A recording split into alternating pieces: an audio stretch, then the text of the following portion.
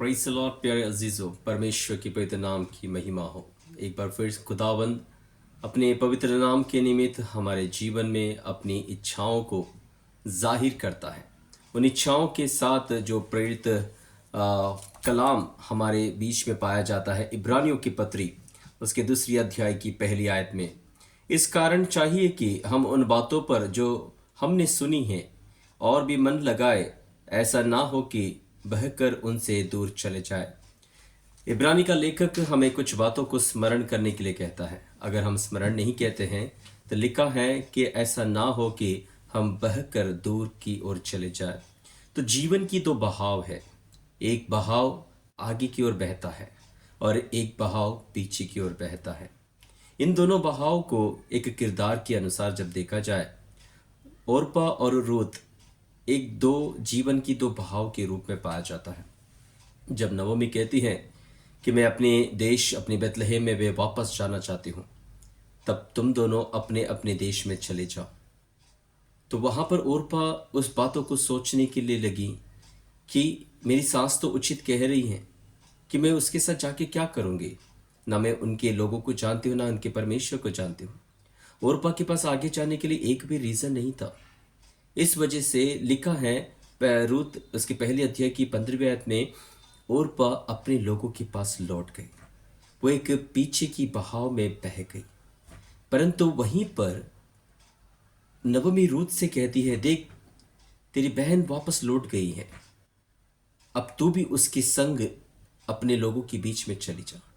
परंतु रूत कहती है कि तू मुझसे ना कहे कि मैं तुझे छोड़ के चली जाऊं। रूत क्यों पीछे की ओर नहीं गई? उसे आगे जाने के लिए उसे क्या प्रेरित कर रहा था? मेरे प्रिय अजीजों, नवमी अपने दोनों बहुओं को परमेश्वर के बारे में और अपने लोगों के बारे में उन्हें बताया था। रूत ने सुना कि नवमी ने क्या कहा। नवमी ने कहा कि इज़राइल में एक परमेश्वर है जो इज़राइल को चलाता है। इज़राइल में उसके लोग हैं जिसको परमेश्वर ने चुना है। इसलिए रूत कहती है, जिस बात को मैंने सुना है, अब मैं उस बात को स्मरण करती हूँ कि अब मेरा वो समय आ गया है कि मैं सुनी हुई बातों को मैं देखूं, मैं जाके उन बातों को मैं महसूस करूं। रूत कहती है कि तू जहां रहेगी मैं वहीं रहूंगी, तू जहां गड़ेगी वहीं पर मेरा शव भी गड़ेगा। तेरे लोग मेरे लोग होंगे, तेरा परमेश्वर मेरा परमेश्वर होगा। रूत को ये कहां से मिला? जो उसने पहले अपने सास से सुनी हुई बातें थी। ओरपा के पास आगे जाने के लिए एक भी रीजन नहीं था।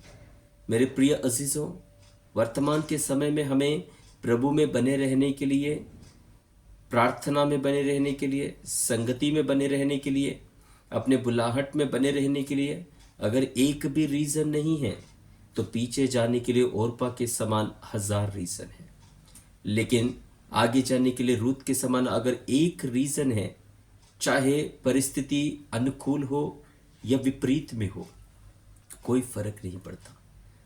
रूत के पास एक ही रीजन है आगे बढ़ने के लिए, वो है नवमी।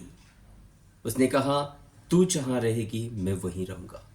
मेरे प्यारे अजीजों, हम चाहे किसी के माध्यम से प्रभु में आए होंगे, चाहे हालात के माध्यम से, इंसान के माध्यम से, संस्था के माध्यम से, परंतु ये सिर्फ एक जरिया है, कारण सिर्फ एक है।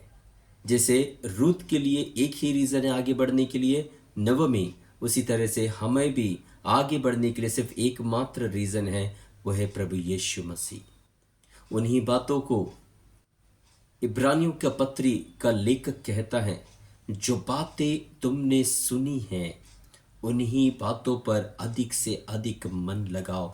अर्थात एक स्मरण का बहाव अगर हमारे जीवन में बहता है, मसीही जीवन में स्मरण का बहाव बहुत अनिवार्य है, जिसके विषय में प्रेरित पौलुस पहला कुरिन्थी 11वीं अध्याय का 23वीं आयत में कहता है, यह बात मुझे प्रभु से मिले और प्रभु ने कहा कि यह मेरे स्मरण के लिए किया करो।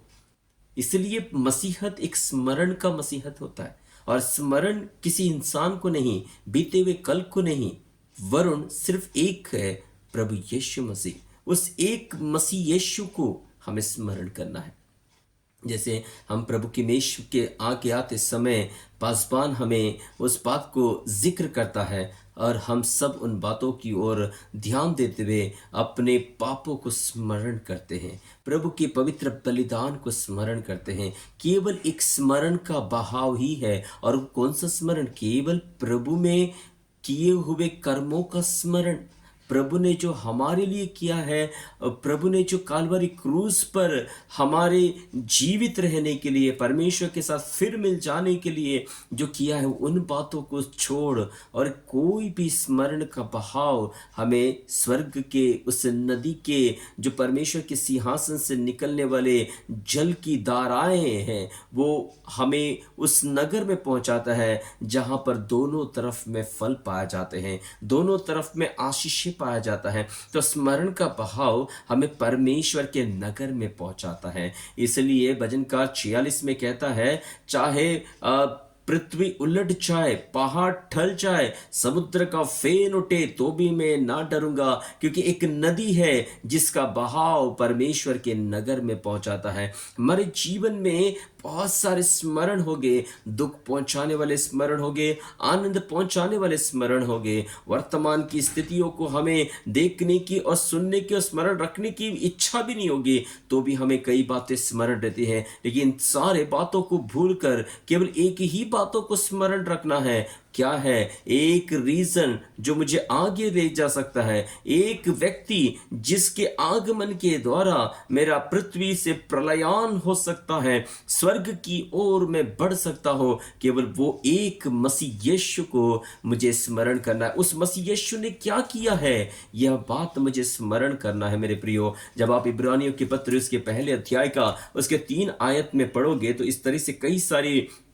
बुनियादी, कई सारे अहम बातें उसमें से लिखा हुआ है। उनमें से एक बात मैं आपके सामने रखना चाहूंगा, वह उसकी महिमा का प्रकाश और उसके तत्व की छाप है, और सब वस्तुओं को अपनी सामर्थ के वचन से संभालता है। वह पापों को धोकर ऊंचे स्थान पर महामहिमान के दाहिने जा बैठा। लिखा है, वह पापों को धोकर। मेरे प्रियो, हमें क्या स्मरण करना है? प्रभु यीशु मसीह ने हमसे हमारे पापों को धो दिया है।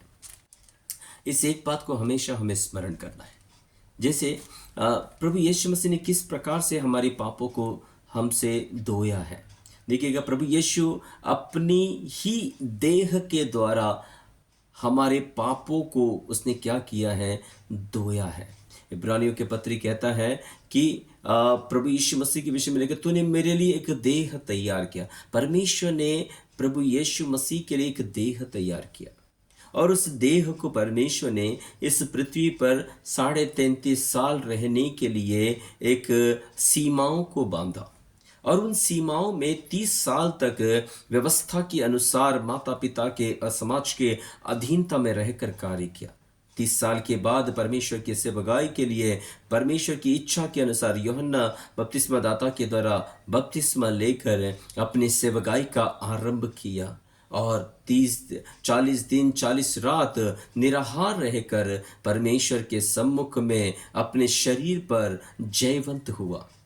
फिर वहां से सेवकाई को प्राप्त करते हुए प्रभु यीशु मसीह 3.5 साल तक परमेश्वर के राज्य की सुसमाचारों को बांटता चला गया, लोगों को चंगाई करता चला गया, लोगों को श्राप से मुक्ति करता चला गया, बहुत सारे कार्य को करते गया। आखिरी में जिस देह को परमेश्वर ने हमारे लिए प्रभु यीशु मसीह को दिया था, उस देह के ऊपर पवित्र कलाम कहता है कि पहला 2 कोरिन्थियों उसके 5वें अध्याय की उसकी 21वीं आयत में लिखा हुआ है, जो पाप से अज्ञात था उसी को ही हमारे लिए पापी ठहरा दिया। देखो मेरे प्रियो, जिस देह को परमेश्वर ने हमारे लिए प्रभु यीशु मसीह को दिया था, उसी देह को परमेश्वर ने पापी करार कर दिया, ताकि उसकी धार्मिकता के द्वारा हम उसके धार्मिकता के वस्त्र को पहन सके।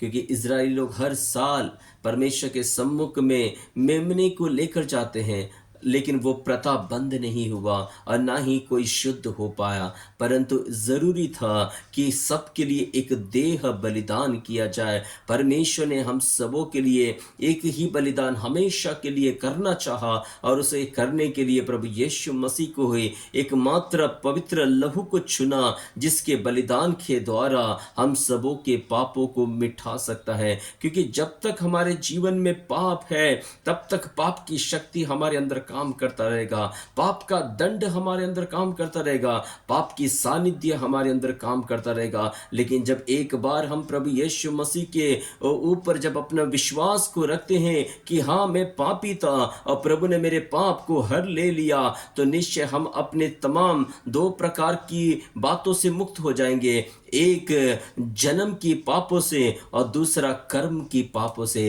पाप क्या है मेरे अजीजों? पाप का तात्पर्य है परमेश्वर के पहचान के विरुद्ध में उठने वाला हर एक काम पाप है। दूसरा, परमेश्वर की वचन के विरुद्ध में उठने वाला हर एक कार्य पाप है। परमेश्वर की पहचान के विरुद्ध में, परमेश्वर के वचन के विरुद्ध में, और तीसरा है परमेश्वर की व्यवस्था के विरुद्ध में करने वाला हर काम पाप है। इसलिए लिखा है सारे के सारे मनुष्य जाति पापी है और सब के सब दंड के पात्रधारी है। अर्थात एक भी परमेश्वर की पहचान के अनुसार नहीं चल पाए, एक भी परमेश्वर के वचन के अनुसार खरा नहीं उतर पाए, एक भी परमेश्वर की व्यवस्था के अनुसार तोल में सही नहीं निकल पाए। प्रभु यीशु मसीह को हम कालवरी क्रूस पे कहते हुए सुनते हैं, यली यली लमा सबक्तानी, हे परमेश्वर तूने मुझे क्यों छोड़ दिया।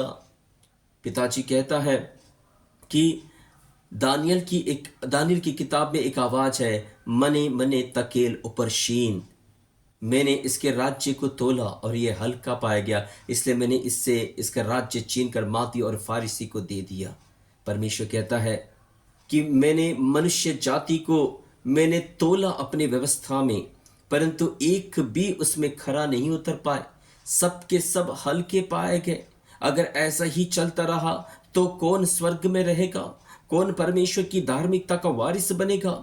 इसलिए कालवारी क्रूस पर जो आवाज आई, यली यली लमा सबक्तानी, हे परमेश्वर तूने मुझे क्यों छोड़ दिया, इसलिए मने मने तकेल उपरशीन, परमेश्वर ने हम सबों को जांचा परथाला, कोई भी परमेश्वर के पास रहने के लिए योग्य नहीं है, इसलिए अपने ही इकलौते पुत्र को जो पाप से अज्ञात था उसी को ही पापी ठहरा कर, और यहाँ तक कि उसे देखिएगा ना केवल एक देह दिया वरन उस देह को पापी ठहरा दिया, और ना ही पापी ठहरा दिया, उससे भी बढ़कर यशायाह 53 का 10 में लिखा है, उसको उसने कुचल डाला। आमेन। प्रभु यीशु मसीह को कुचलने के द्वारा, प्रभु यीशु मसीह को त्यागने के द्वारा, प्रभु यीशु मसीह की वस्त्र को फाड़ दिए जाने के द्वारा, शरीर को फाड़ दिया जाने के द्वारा परमेश्वर अपने पुत्र की धार्मिकता को हम पर उंडेलता है। मेरे प्रियो, यह बात कभी नहीं भूलना चाहिए। यह स्मरण करने वाली एक बात है कि मैं पापी था, परंतु परमेश्वर ने मुझे पाप से बरी करने के लिए, पाप का परिहार करने के लिए मेरे लिए प्रभु यीशु को तैयार किया, और प्रभु यीशु मसीह ने भी अपने आप को मेरे लिए दे दिया। जैसे पौलुस कहता है, जैसे मसीह ने अपने आप को कलीसिया के लिए दे दिया है, वैसे ही कलीसिया भी अपने आप को मसीह के लिए दे दे। यह बात स्मरण करना है। आमेन। एक, प्रभु ने, परमेश्वर ने हमारे लिए देह तैयार किया, दूसरा उस देह को पापी करार कर दिया, तीसरा उस देह को कुचल डाला, और पहला पत्रस 3 अध्याय की 18वीं आयत में लिखा है, प्रभु यीशु मसीह मर गया। आमेन। पाप का दंड मृत्यु है। जहां हमें दंड का भोग करना था, वहीं पर परमेश्वर ने अपने पुत्र के द्वारा उस दंड को पूरा कर दिया। मेरे प्रियो, इन बातों को स्मरण करना। एक, प्रभु यीशु मसीह ने हमारे पापों का परिहार किया। ये पहली बात, कैसे परिहार किया? देह को तैयार किया, देह को पापी करार दिया, देह को कुचल डाला और देह को मृत्यु के वश कर दिया। और हम सबों की आशा के लिए ही उसी परमेश्वर ने प्रभु यीशु मसीह को तीसरे दिन हम सबों के लिए फिर जी उठाया है। जैसे प्रेरितों के काम में लिखा हुआ है 17वें अध्याय के उसके 30 आयत में, उसने एक दिन सबके लिए ठहराया है, वही सबका न्याय भी करेगा। निश्चय प्रभु यीशु मसीह जो मृतकों में से जी उठकर पहलौटा ठहरा है, जो कोई भी उस पर विश्वास करेगा वह भी उसी के समान, उसके लिए, उसी के द्वारा, उसी की ओर से जी उठेंगे और अनंत काल तक उसके संग रहेंगे। परंतु जो कोई भी उस पर विश्वास ना करेगा वो उसका न्याय करेगा। इसलिए मेरे प्रियो, हमें इस बात को स्मरण करना है, प्रभु यीशु मसीह ने मेरे पापों का परिहार किया है, पहला बिंदु। दूसरा बिंदु, प्रभु यीशु मसीह ने हमें परमेश्वर के साथ फिर मेल मिलाप कर दिया है। जब आप रोमियो की पत्री 5वें अध्याय का उसके 10वीं आयत में जब आप पढ़ोगे, तो जब हम बैरी होने की दशा में थे तब भी उसने हमसे प्यार किया, तो अब हम प्रभु के कारण हम परमेश्वर से मेल करते हैं, तो और भी कितने अनुग्रह का वारिस क्यों ना रहेंगे हम। आमीन। तो परमेश्वर प्रभु यीशु मसीह के द्वारा मेरे और मेरे परमेश्वर के बीच में जो दीवार थी, उस दीवार को प्रभु यीशु मसीह ने अपने मृत्यु के द्वारा तोड़ दिया। जो पहले हम दूर थे, अब हम परमेश्वर के निकट आ गए। इसलिए इफिसियों की भी पत्री भी कहता है, तुम तो पहले प्रजा की पद से अलग थे, ईश्वर रहित थे, आशा रहित थे। तो बहुत सारी बातों से हम अनजान थे, भटके हुए थे, लेकिन प्रभु यीशु मसीह के द्वारा हम परमेश्वर पिता के साथ मेल करते हैं। हम कुलुस्सियों की पत्री पहले अध्याय का उसका 20 और 21वीं आयत में हम इस तरह से पढ़ते हैं, देखिएगा, लिखा है, क्योंकि पिता की प्रसन्नता इसी में है कि उसमें सारी परिपूर्णता वास करे। 19वीं आयत 20वीं आयत में, और उसके क्रूस पर बहे हुए लहू के द्वारा मेल मिलाप करके सब वस्तुओं का उसी के द्वार से अपने साथ मेल कर ले, चाहे वे पृथ्वी पर की हो चाहे स्वर्ग की हो। तुम जो पहले निकाले हुए थे और बुरे कामों के कारण मन से बैर थे, उसने अब उसकी शरीर की देह में मृत्यु के द्वारा तुम्हारा भी मेल करा लिया, ताकि तुम्हें अपने सम्मुख पवित्र और निष्कलंक और निर्दोष बनाकर उपस्थित करे। तो प्रभु यीशु, तो परमेश्वर के सामने कौन खड़ा रह सकता है? केवल वही जो निष्कलंक है, जो निर्दोष है, जो पवित्र है। तो प्रभु यीशु मसीह के लहू के द्वारा पर प्रभु यीशु मसीह ने मेरे सारे दोष को दूर कर दिया, मेरे कलंक को दूर किया और मेरे अपवित्रता को भी दूर किया। जब जब हम इन बातों को स्मरण करते हैं, तब तब मेरे प्रियो, मेरे परमेश्वर, मेरे पिता के पास मैं अपनी उपस्थिति को लेकर जा सकता हूँ। परमेश्वर पिता मुझे ग्रहण करता है। क्यों? क्योंकि पुत्र की पवित्रता, पुत्र की निष्कलंकता और पुत्र की निर्दोषपन को जब मैं लेकर जाता हूं, तब ही मेरा मेल मेरा परमेश्वर के साथ होने लगता है। तो दूसरा का मुझे स्मरण करने का कारण क्या है? प्रभु यीशु मसीह को, कि प्रभु यीशु मसीह ही के बदौलत मैं परमेश्वर पिता के साथ एक मेल मिलाप करता हूं। अगर मैं परमेश्वर के साथ मेल करता हूं, तो मैं परमेश्वर के लोगों के साथ मेल करता हूं, परमेश्वर की योजना के साथ मेल करता हूं, परमेश्वर की उस अगम्य साम्राज्य में मेरा भी एक भाग है। तो इस पृथ्वी पर भी, जैसे पौलुस कहता है, जब तुम मसीह के साथ मर गए हो तो मसीह के साथ ऊपर की बातों की ओर ध्यान दो। जब मेरा मेल परमेश्वर से होगा, तभी तो मैं ऊपर परमेश्वर के बातों पर ध्यान दूंगा, वचन के प्रति ध्यान दूंगा, परमेश्वर की संगति के प्रति मैं ध्यान दे पाऊंगा। मेरे प्रिय अजीजों, जरूरी है कि हर दिन हमारा प्रभु के साथ एक मेल होने पाए, एक इंटीमेसी होने पाए, ताकि मैं मेरे प्रभु को और करीब से देख सकूं, मेरे आंखों के अंदर मेरा प्रभु दिखाई देने पाए, प्रभु की आंखों के अंदर मैं दिखाई दो, इतना करीब में आ जाऊं, इतना एक मेल करने के लिए प्रभु यीशु मसीह ने हमारे लिए अपने आप को दे दिया। एक साधारण बात नहीं है, हमारा मेल मिलाप एक साधारण तरीका नहीं है, एक असाधारण तरीके से है। जो एदन की वाटिका में मेल था जो कट गया था, कालवारी क्रूस के द्वारा वो मेल फिर संभव हो गया है। परंतु ये तब तक पूरा ना हो पाएगा जब तक हम इन बातों को स्मरण ना करें और स्मरण कर कर अपने आप को उस लायक ना बनाएं कि परमेश्वर से हमें मेल करना है। जब जब हम परमेश्वर से मेल करेंगे तब तब हम परमेश्वर में अपने आप को एक नएपन की अनुभव में देखेंगे। जैसे लिखा है, अब जो मसीह यीशु में है वो एक नई सृष्टि है, देखो पुरानी बातें चली गई है, सब कुछ नया हो गया। तो नया होना है तो मेल की जरूरत है, परमेश्वर के साथ एक करीबी की जरूरत है।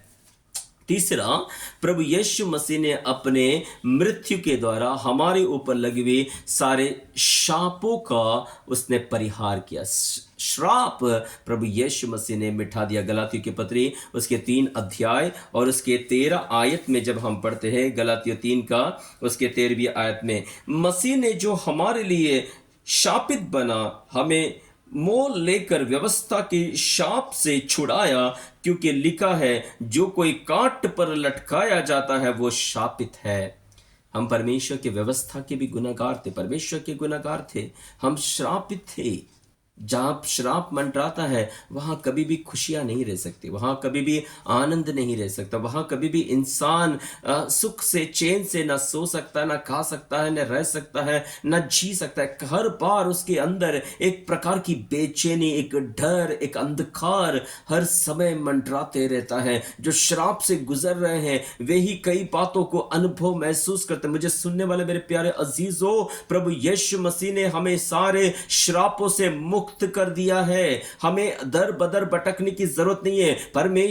प्रभु यीशु मसीह ने हमें परमेश्वर के साथ मेल करा लिया है। पहले हम ईश्वर रहित थे, परंतु अब हम ईश्वर के संग पाए जाते थे, अभी संग पाए जाते हैं। मेरे प्रियो, ये अजीजों, प्रभु यीशु मसीह का मृत्यु एक साधारण मृत्यु नहीं है, वो पूरे पूरे मानव जाति को परमेश्वर से मेल कराने वाला एक मृत्यु है। होली स्पिरिट, आमेन। तो इस मृत्यु के द्वारा हम जब परमेश्वर के साथ मेल कर लेते हैं तो प्रभु के पुनरुत्थान के द्वारा, जीवन के द्वारा और भी हम क्यों ना आशीष पाएंगे। इसलिए प्रभु के आगमन की बाट जोना है, प्रभु की जीवित होने के प्रति हमारे अंदर जितनी आशा है उतना ही आशा में प्रभु को फिर देखने की एक बड़ी मनसा के साथ परमेश्वर में मेल रखना है। अपने आप को पापों की उस परिहार की समाधान के भीतर में मृत्यु काल तक हमें उसको बना के रखना है। कहीं ऐसा ना हो कि हम फिर पाप में पड़ जाए और गुलामी के जुए में जूतने पाए। अगर ऐसा करते हैं तो दोबारा कोई हमारे लिए अब कोई परिहार नहीं बचा है, क्योंकि एकमात्र परिहार है प्रभु यीशु। प्रभु यीशु ही के माध्यम से हम पिता तक पहुंच पाएंगे, प्रभु यीशु ही के माध्यम से हम पापों का समाधान प्राप्त कर पाएंगे, प्रभु यीशु ही के माध्यम से हम अपने श्राप से मुक्त हो पाएंगे। और ना चौथी बात, प्रभु यीशु मसीह ने हमारी नग्नता का एक परिहार किया। आप जानते हो, प्रभु यीशु मसीह पिता परमेश्वर ने आदम से कहा कि तू जिस दिन इस फल को खाएगा उसी दिन तू मर जाएगा। और हमने सुना, हमने देखा और इस बात को हम जानते भी हैं, आदम अपने आप को नंगा महसूस किया। एदन की वाटिका में एक नंगापन आ गया, विचारों की एक नग्नता, समझ की एक नग्नता, पारिवारिकता की एक नग्नता, संबंधों की एक नग्नता, बहुत सारी नग्नता है जहां इंसान शर्मसार हो जाता है, अपने आप को छिपाने की कोशिश करता है, अपने आप को डरा, अपने अंदर की डर को डर के द्वारा अपने आप को छिपाने की एक मंजर को ढूंढता है। हर जगह एक नग्नता पाया जाता है।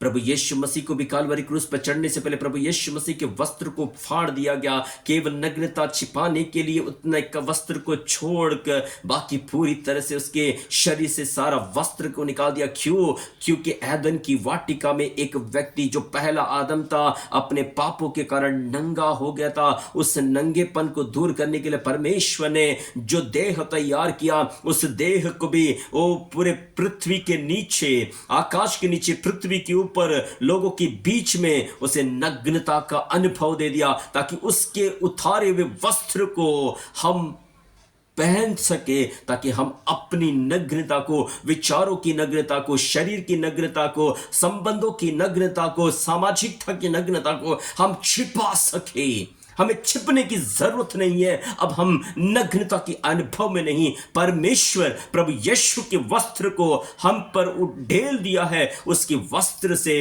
हम अपने आप को ढक सकते हैं। अब शैतान हम पर उंगली नहीं उठा सकता है।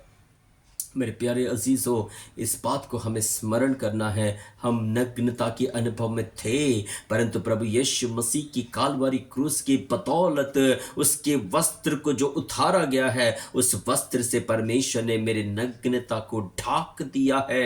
अब मेरा शरीर मुझ पर हावी नहीं हो सकता, समाज मुझ पर हावी नहीं हो सकता, शैतान मुझ पर हावी नहीं हो सकता, मेरा मस्तिष्क मुझ पर हावी नहीं हो सकता। अगर वो नग्नता का एक अनुभव है तो मेरे प्रियो, हमारे विचार समुद्र में उठने वाले उस भवंडर के समान है। उसके झपेटे में जितने संपर्क लोग आते हैं वे सबको तहस नहस कर दिया जाता है। इसलिए विचारों की नग्नता से हमें आजाद कर दिया है प्रभु यीशु मसीह ने। अब परमेश्वर ने हमें एक नए धार्मिकता का वस्त्र पहना दिया है। Praise the Lord. मैंने 4 बातों को कहा। एक, प्रभु यीशु मसीह ने हमारे लिए पापों का परिहार किया। दूसरा, प्रभु यीशु मसीह ने हमें परमेश्वर के साथ मेल मिलाप कराया। तीसरा, प्रभु यीशु मसीह ने हमें व्यवस्था की श्राप से मुक्त किया। चौथा, प्रभु यीशु मसीह ने हमें हमारे पापों की नग्नता से मुक्त कर दिया। पांचवा, प्रभु यीशु मसीह ने अपनी मृत्यु के द्वारा हमें हमारे पापों से आई हुई अशुद्धि से हमें समाधान दिया। अशुद्धि से उसने क्या कर दिया?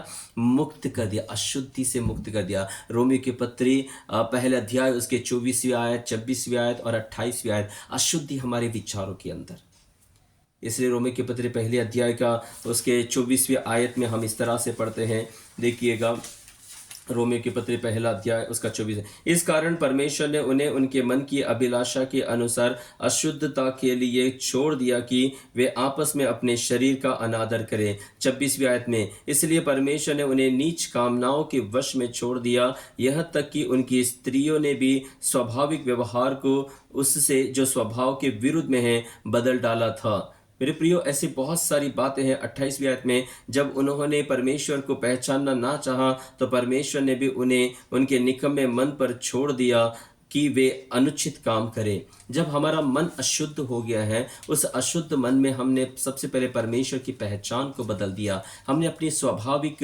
व्यवहारों को बदल दिया और अपने मनों को हम पूरी तरह से परमेश्वर से हट गया था। एक सांसारिक, एक अजीब एक दुनिया में चले गए थे। परंतु प्रभु यीशु मसीह की मृत्यु के द्वारा हमारी मन की अशुद्धता को प्रभु यीशु मसीह ने पूरी तरह से दूर किया। इसलिए लिखा है, अब तुम में ईश्वर का मन है। दाऊद भी कहता है, पिता तुम मुझे एक नया मन प्रदान कर। मेरे प्यारे अजीजों, अगर अब भी हम रोमी की पत्री पहले अध्याय का 24 आयत, 26 आयत, 28वीं आयत के अनुसार 32 आयत तक हम वो सारे अनुभवों को देख सकते हैं। अगर इस प्रकार के एक अनुभव में अब भी जी रहे हैं तो प्रभु से प्रार्थना करना दाऊद के समान, हे पिता तू मुझे एक नया मन प्रदान कर, मुझे एक स्थिर आत्मा प्रदान कर, ताकि मैं तेरे विरुद्ध में पाप ना करूं। क्योंकि प्रभु यीशु मसीह ने हमारे मन की अशुद्धता का एक परिहार किया। प्रभु यीशु ही है जो अपना मन हमें प्रदान करता है। उसके मन ही के बदौलत हम शुद्ध किए जाएंगे।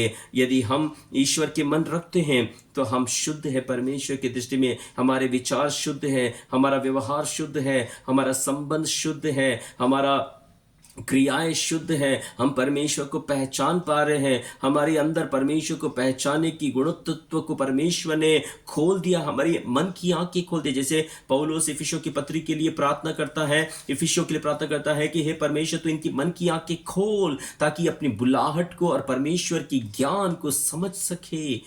निश्चय मेरे प्रियो, हमारी मन जब तक अशुद्ध रहेगा तब तक हम अपने बुलाहट से, अपने परमेश्वर के सामर्थ्य से और अपने अधिकार से वंचित रहेंगे।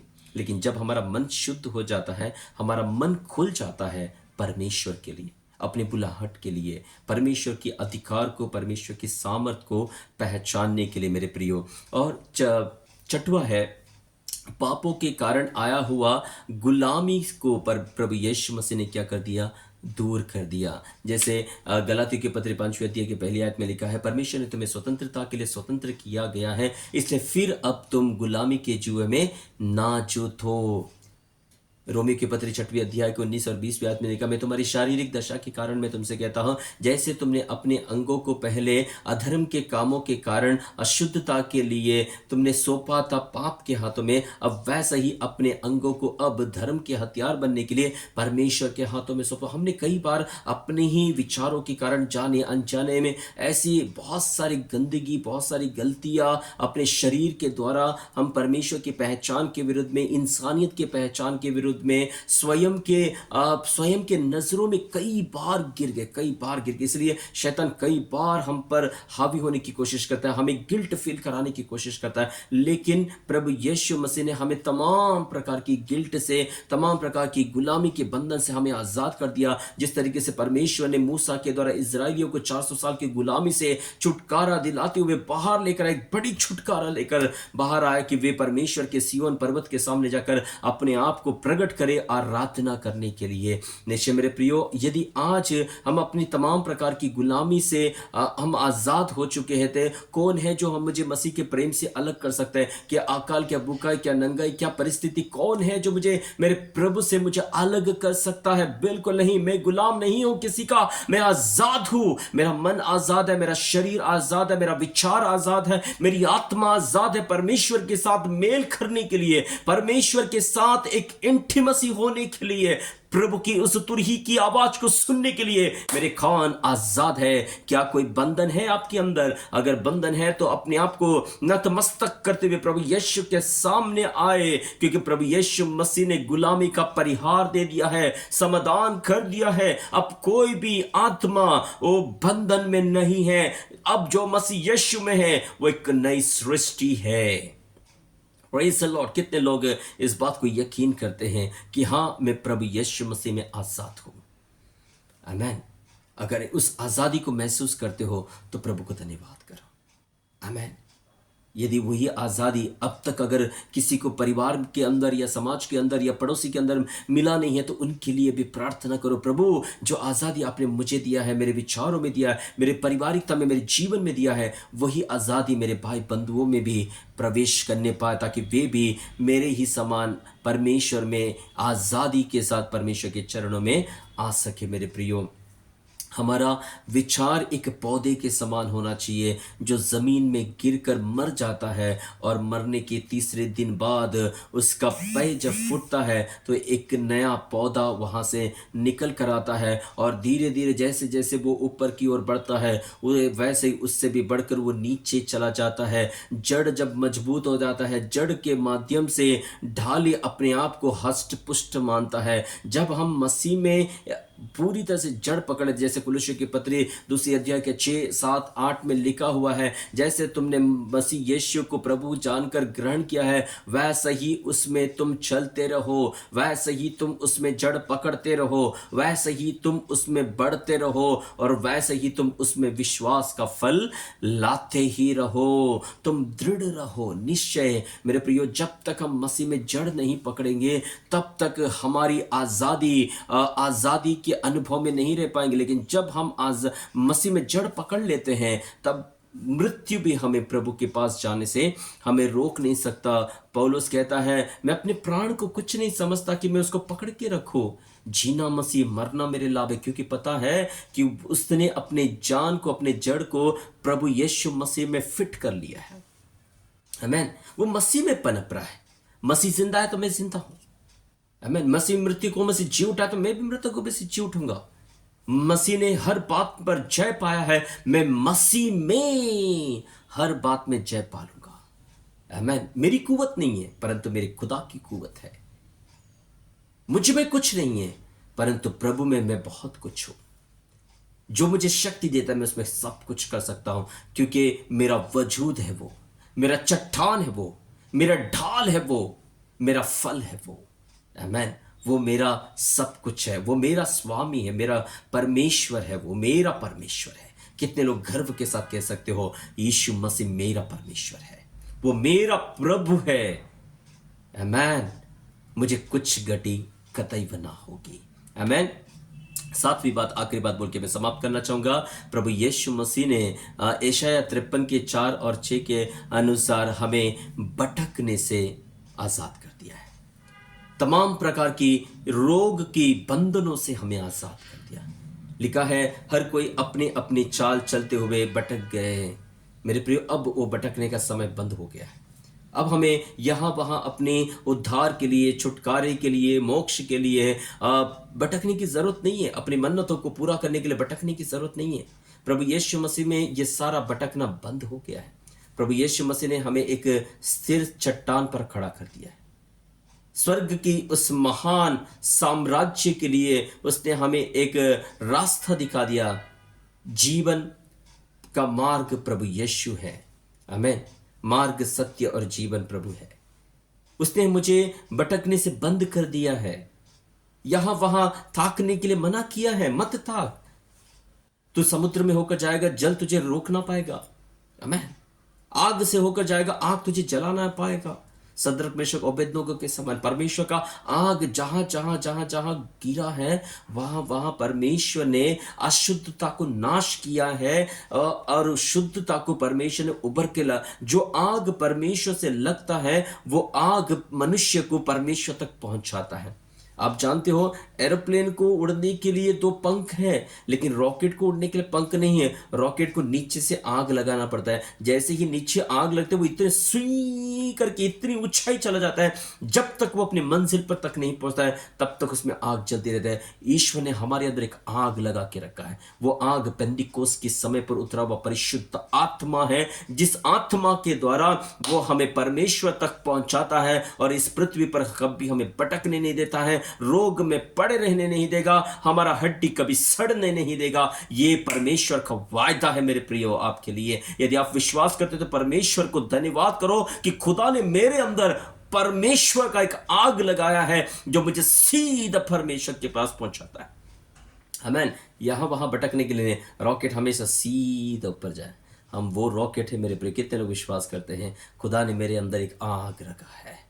आमेन। उस आग में यह शक्ति है कि आमने सामने आने वाले किसी को भी वो ना देखते हुए, ना रोकते हुए, ना कोई रोक सकता है उसको, वो सीधा अपनी मंजिल को तय करता है। कितने लोग आज प्रभु यीशु मसीह को स्मरण करोगे, ये स्मरण का बहाव हमें परमेश्वर के नगर तक पहुंचाएगा। मेरे प्रिय अजीजों, हमने देखा प्रभु यीशु मसीह ने हमारे लिए पापों का परिहार किया। प्रभु यीशु मसीह ने हमें पिता से मिलाया। प्रभु यीशु मसीह ने हमें श्राप से मुक्त किया। प्रभु यीशु मसीह ने हमें नग्नता से मुक्त किया। प्रभु यीशु मसीह ने हमें अशुद्धता की मन से मुक्त किया। प्रभु यीशु मसीह ने हमें गुलामी से मुक्त किया। प्रभु यीशु मसीह ने हमें भटकने से मुक्त किया। इन 7 कारणों के कारण हमें परमेश्वर प्रभु यीशु मसीह को सदैव स्मरण करना, ये एक रीज़न काफ़ी है। प्रभु यीशु हमें आगे बढ़ने के लिए, मृत्यु का सामना करने के लिए, रोग का सामना करने के लिए, सताव का सामना करने के लिए, हालात का सामना करने के लिए, मृत्यु को भी देखकर ना डरते हुए जीवन के उस पार पहुंचने के लिए ये एक रॉकेट काफ़ी है। जो आग हमारे अंदर लगा है, हमारे जीते जी वो आग कभी बुझना नहीं चाहिए, और हमारे जीते जी हमारे बच्चों में और हमारी कलीसिया के अंदर भी वही आग लगाए, ताकि हम सब के सब परमेश्वर के सन्निधि में होसन्ना होसन्ना गाते हुए हम एक दूसरे को देख पाने पाए। परमेश्वर हम सबों को शांति दे। मैं परमेश्वर के दास पास्टर रंजीत आप सबों का बहुत दिल से धन्यवाद करता हूं, और अधिक से अधिक परमेश्वर के वचन में, परमेश्वर के प्रकाशन में बढ़ते जाए। परमेश्वर हम सबसे बेइम्तिहान प्यार करता है। निश्चय वो हमें एक दिन आएगा, लेके जाएगा और हमारे वर्तमान की परिस्थितियों को हम भूल जाएंगे, परंतु प्रभु को स्मरण करना, एक दिन भी, एक क्षण भी, एक घड़ी भी, एक पल भी, चाहे कैसी भी अवस्था क्यों ना हो, भूलना नहीं, क्योंकि यही स्मरण की बहाव हमें परमेश्वर के नगर में पहुंचाएगा। परमेश्वर इन वचनों के द्वारा आप सबको आशीष करें। सबको जय मसीह की। Praise the Lord. Thank you so much everyone. Praise the Lord.